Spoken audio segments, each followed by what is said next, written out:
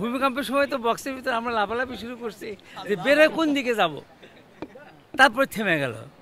প্রথমে তো ভয় পেয়ে গেছিলাম। মুশফিককে দেখলাম মানে হাত দিয়ে ইশারা করতে, খোঁজ খবর নাও। হ্যাঁ, ও বলতেছিল, আমি সঙ্গে সঙ্গে বৌমাকে টেলিফোন, ওরাও ভয় পাচ্ছিল। এবং যারা সিঙ্গেল ছিল ওদের বাসায়, ওরা সব অনেকেই বাসা থেকে বের হয়ে নিচে চলে গেছে। তো ওরা তখন আতঙ্কিত, তারপর তো থেমে গেল। আতঙ্কের পরে থেমে গেল, যে কারণে খুব একটা বেশি ইয়া হয়নি।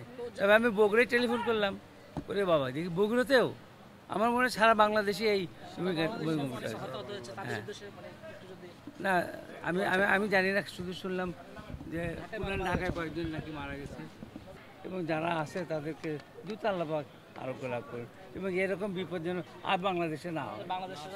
আল্লাহ যেন আমাদেরকে সকলকে হেফাজত করে। বাংলাদেশের জয় চায়, এই বলে কি বাংলাদেশের জয় আগে না, সেঞ্চুরি করতে গেলে যে সময়টা, এটা বোধহয় নাই, আর এটা বোধহয় হবে না। ফ্যান্টাস্টিক, এক কথায়। এটা তো হলো স্পেশালে স্পেশাল। একটা স্পেশাল আমার কাছে মনে হয়, সেটা হলো গলে তো 200 যেটা ছিল সেটা।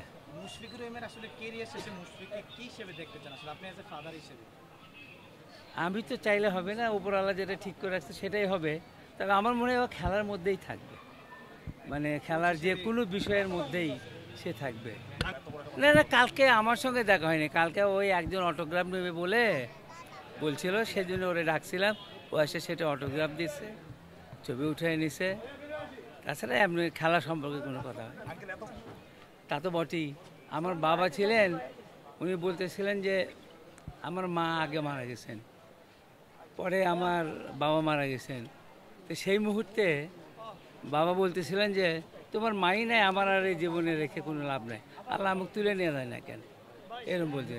কিন্তু তারপরে যখন লর্ডসে ওর যখন ডেবু হইল, ওইটা দেখার পরে বলতেছিল যে আল্লাহ কিছুদিন হলে আমার এই নাতির জন্য আমাকে বেঁচে রাখে। আমার মনে হয় এই কথাগুলো ওকে খুব ইয়ে করছে আর কি। মহা খুশি, মহা খুশি, ও খুশি, আমরা খুশি, আপনারা খুশি, সবাই খুশি। Thank you. একটি কথা বলি খালি, এই এত বছর খেলা দেখতেছি, স্টেডিয়ামে আসি আমি, কিন্তু এবারে স্টেডিয়ামে বিসিবির থেকে যা কিছু করছে এটা এক্সিলেন্ট। এটা কৃতজ্ঞতা জানানোর, আসলে কৃতজ্ঞতা জানানো উচিত।